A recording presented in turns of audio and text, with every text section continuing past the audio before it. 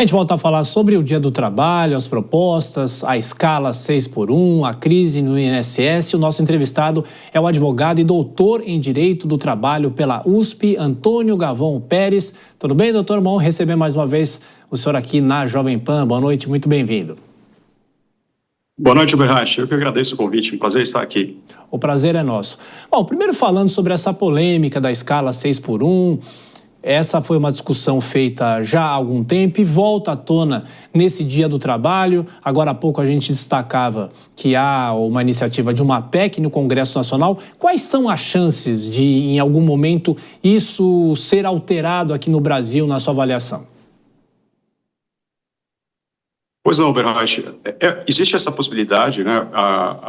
Essa PEC tem ganhado força, tem ganhado muito apoio. E o argumento que é apresentado pela PEC, né, a comparação com outros países, sobre o prisma, inclusive, da produtividade, que essa alteração do regime de trabalho de 6x1 para 4x3 poderia até levar a um aumento de produtividade. Isso é muito questionável, especialmente pelos exemplos que são dados na apresentação dessa PEC, né, de países que têm um modelo muito diferente do nosso, né? Então, o Brasil hoje, em termos de produtividade, está num dos piores lugares do mundo, né? Então, esse não é um argumento para a evolução dessa PEC. E outra discussão importante também é se isso deveria ser feito na Constituição, né? Porque é a proposta de uma emenda constitucional. Então, se tenta estabelecer um outro limite na Constituição para dias de trabalho na semana e com o problema disso passar a ser uma regra aplicável a todos, né? E nós temos um instrumento constitucional que é a negociação coletiva, a negociação com o sindicato. Já é possível reduzir o número de dias do trabalho negociando com os sindicatos. Então, qual o sentido em impor isso, né, para todos os trabalhadores de uma forma rígida, né? Então, existe esse perigo também.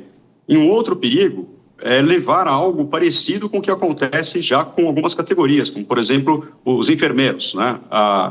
Que é muito comum o regime de 12 por 36, 12 horas de trabalho por 36 de descanso. O que acontece na prática, né? Na prática, eles acabam conseguindo 2 empregos, né? Então, ao invés de diminuir o número de horas trabalhadas, acabam aumentando drasticamente, porque um dia trabalha no hospital, no outro dia trabalha em outro hospital.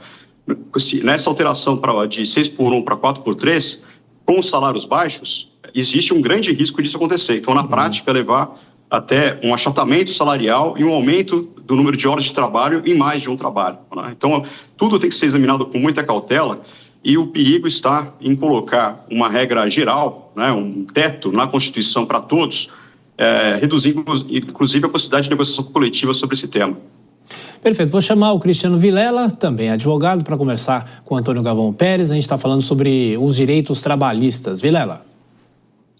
Doutor Peres, boa noite, satisfação falar com você aqui na Jovem Pan.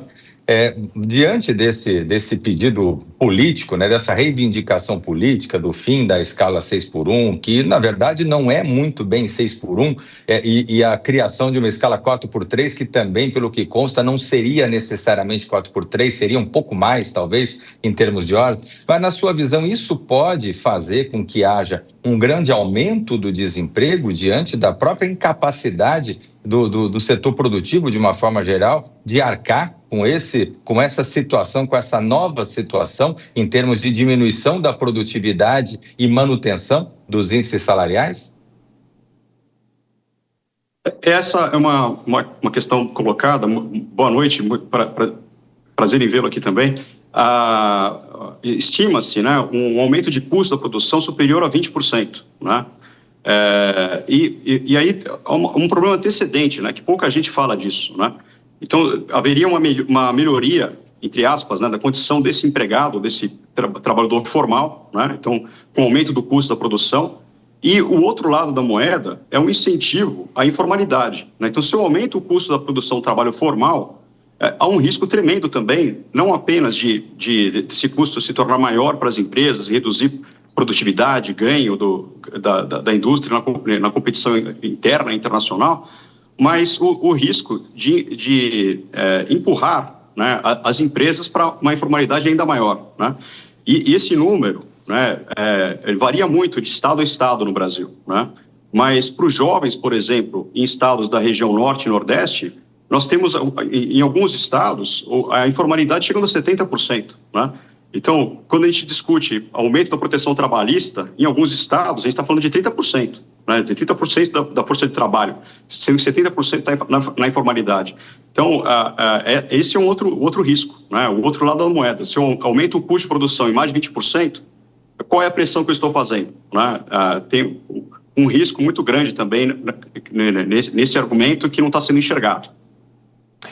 Doutor Antônio, a gente se falou aqui na Jovem Pan há alguns anos e a gente discutia sobre ainda os efeitos aqui no Brasil sobre a reforma trabalhista do governo de Michel Temer. E eu pergunto o seguinte, ainda é uma reforma que traz muitos efeitos e muita judicialização? Qual é o passo que o Brasil precisa dar, já que estamos nesse Dia do Trabalho, uma discussão importante, qual o passo que o país precisa dar para superar essas divergências que ainda existem por causa dessa reforma trabalhista? Para muitos foi um avanço, para outros não. Esse tema da reforma trabalhista, né, como bem colocado, é de 2017. Né, ela entrou em vigor em novembro de 2017. Para o tempo do processo do trabalho, não é muita coisa. Né, nós estamos em 2025, então muitos processos se originaram ainda naquela época e ainda estão tramitando nos tribunais. Ainda há muitas questões em aberto, né, à luz da reforma trabalhista. Por exemplo, o Tribunal Superior do Trabalho, somente no ano passado, fixou o entendimento se essa reforma se aplicaria ou não aos contratos que já estavam em vigor em 2017. Veja, muitos anos depois, né, em 2024, se fixou que ela se aplica, sim, aos contratos que já estavam em vigor. Vejam o risco de insegurança jurídica de manter em aberto uma polêmica como essa. Né? Então, existe ainda... Existem muitas matérias em aberto ainda, interpretação aberta sobre muitas questões da reforma trabalhista de 2017, para sua aplicação aos contratos de trabalho, a forma de aplicação, há muita resistência com relação a alguns temas, muitos temas foram levados ao Supremo Tribunal Federal através de ADINs, muitas já foram julgadas, existe sim ainda muita coisa em aberto. Vilela, rapidamente, mais uma... Não, pode complementar, doutor. Não, e o que fazer? Eu acho que faltou algo muito importante nessa reforma, claro. E falta algo muito importante nesse debate sobre o caminho do trabalho. Nós estamos hoje no Dia do Trabalhador, né? Só para enfatizar um ponto, é o Dia do Trabalhador, o Dia do Trabalho, não é o Dia do Empregado. Né? E cada vez mais no mundo, nós estamos verificando que não há mais como ter apenas uma forma de proteção ao trabalhador, que seria o emprego, né? Em vários países já há muitas nuances dessa proteção. Então, o trabalhador independente, o trabalhador autônomo, mas economicamente dependente, como existe na Espanha, o trabalhador parasubordinado, como existe na Itália, existe na Alemanha. Então, é preciso distribuir melhor essa proteção entre os extremos, né? E não ficar apenas com o tudo ou nada que nós temos no Brasil, é empregado ou não é empregado. Né? E esse debate está sendo colocado de diversas formas, né? Tá, no STF agora, a discussão sobre a pejotização, temos que chegar também às consequências tributárias, consequências previdenciárias. Então, é algo que está faltando no debate, né? Estender a proteção para além do emprego. Perfeito. Vilela, rapidamente a última questão, por favor.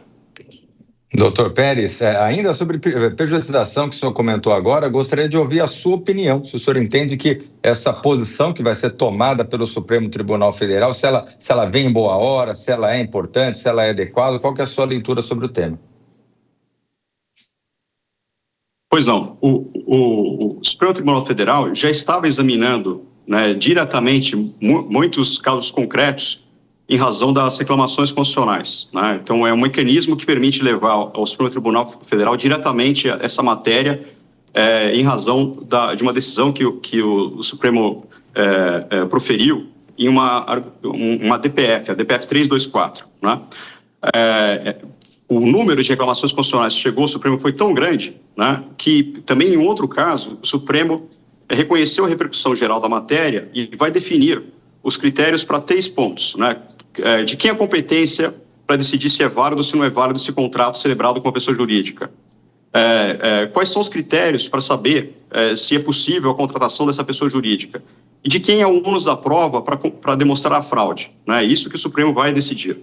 E agora, o Supremo, para evitar que se alastrem esses processos com o debate antes dele fixar essa posição, o Supremo determinou a suspensão de todos os processos até ele esclarecer esses 3 pontos, né? Até ele se debruçar novamente sobre esses 3 pontos e criar os critérios. Então, é uma questão muito técnica, né? Ele não adotou ainda uma posição completamente clara sobre essas 3 questões e vai adotar esse julgamento. E, em tese, esse julgamento ocorrerá ainda esse ano, né? Então, vai examinar essas 3 questões, vai fixar um critério que deve ser observado por todos os tribunais. Então, isso, ao meu ver, né, quando essa decisão for tomada, né, aumentará a segurança jurídica e tende a reduzir esse tipo de conflito no judiciário. Conversamos com o advogado, doutor em Direito do Trabalho pela USP, Antônio Gavão Peres. Muito obrigado mais uma vez pela gentileza, um bom fim de semana, bom feriado ainda. Um abraço, até a próxima. Um forte abraço, mais uma vez, muito obrigado. Obrigado.